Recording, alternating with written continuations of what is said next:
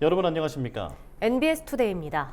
지난 3월 발생한 초대형 산불로 영농 기반을 모두 잃은 농업인들은 여전히 고통 속에서 살고 있는데요. 최근 국회에서 농업 분야의 산불 피해 대책을 논의하기 위한 토론회가 열렸습니다. 이날 토론회에선 무이자 대출 같은 간접 지원책보단 직접 지원책을 더 늘리고 무보험 농가 등 피해 구제에 사각지대에 놓이는 농업인이 없도록 지원 범위를 확대해야 한다는 주장이 나왔습니다. 이은서 기자가 전해드립니다. 지난달 29일 국회의원회관에서 산불재난 농업 피해 대책 마련 토론회가 열렸습니다.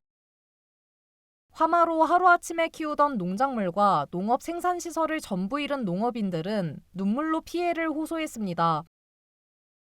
상가밭 한 1,800평, 자두밭 2,500평, 집 주택이 이제 40평하고 창고하고 대략 모든 좀 피해를 추산을 해보니까 대략 5억 원이 좀 많이 넘더라고요. 얼마나 오르는데 안 올려가니까 돈물이 나는데.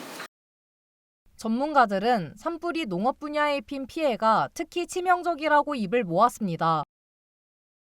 대부분의 농경지가 산과 인접해 있어 피해 규모가 클 뿐만 아니라 정상적으로 농작물을 생육할 수 있는 상태로 회복돼 다시 소득이 발생하기까지 오랜 시간이 걸리기 때문입니다. 10년 동안 지으신 건 없어지는 거고 앞으로 4, 5년 소득 없어지는 건데 이렇게 소득이 안 되더라고요. 이날 토론회에선 간접 지원보다 직접 지원을 늘려야 한다는 목소리가 나왔습니다.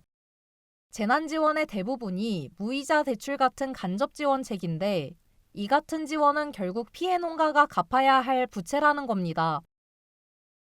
또 피해 지원 범위를 확대해야 한다는 의견도 제기됐습니다.